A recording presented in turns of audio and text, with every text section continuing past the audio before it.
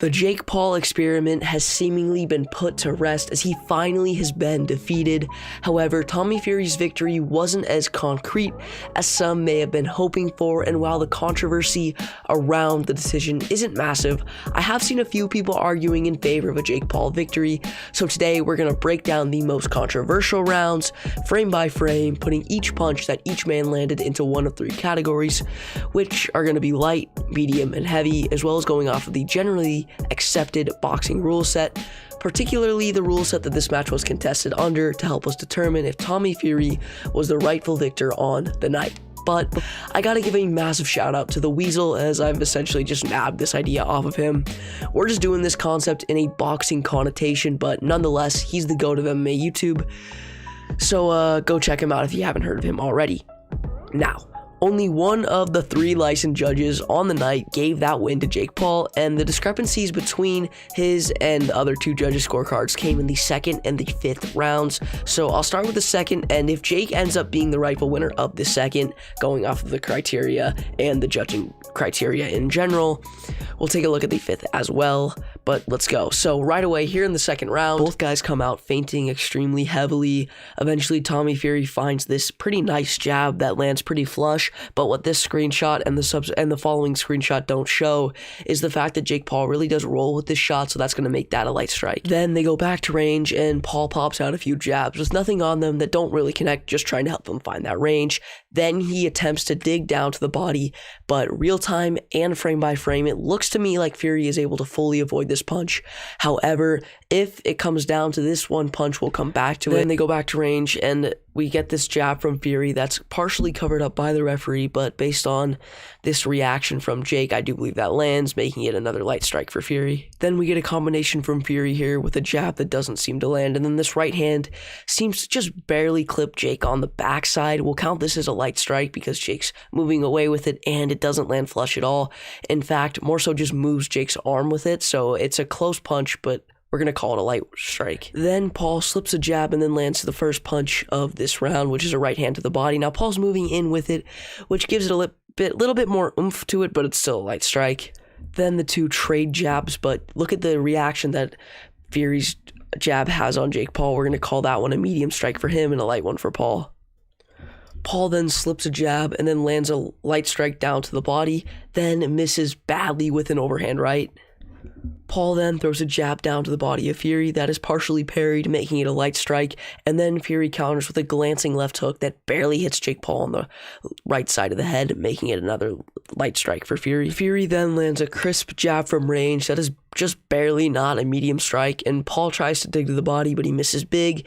Then Fury does a good job to control Jake's head and angle out of the turnbuckle and lands a glancing right hand that is a light strike, and then he lands a big uppercut, and the reaction that Jake gives forces me to classify this one as a medium strike. Then from range, Fury jabs, Paul parries, and counters with a medium left hook of his own. Now, here we aren't provided the best camera angle, but it looks like they both trade jabs, both would be light strikes, and then Fury lands a nice jab of his own from range, another light strike, but Paul responds and backs Fury up, landing a light jab of his own, and back from range, Paul catches Fury's left hook and then slips his right, but can't fully avoid this uppercut as it partially gets through, which is another light strike for Fury.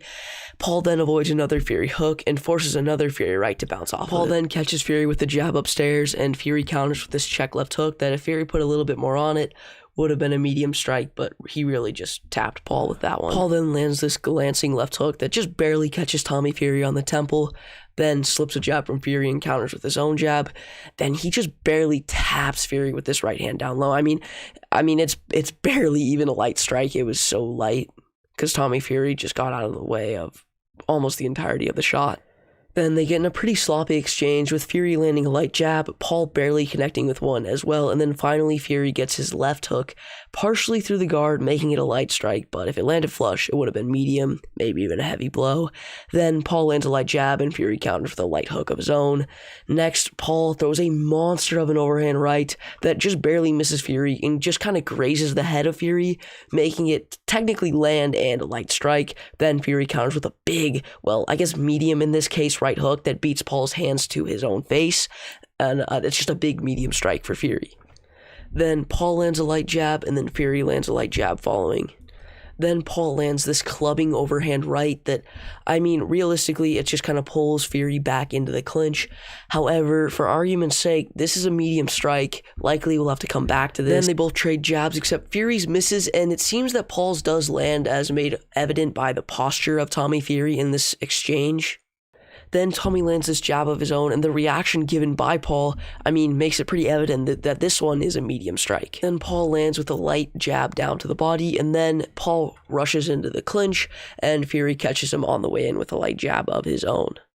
Then as the round's coming to a close, Fury winds up on a big right hook that partially lands, or actually cleanly lands, definitely going to be considered a medium strike for Fury. Then as Fury is coming in, Paul lands a nice counter left hook. Definitely going to count that one as a medium shot for Paul.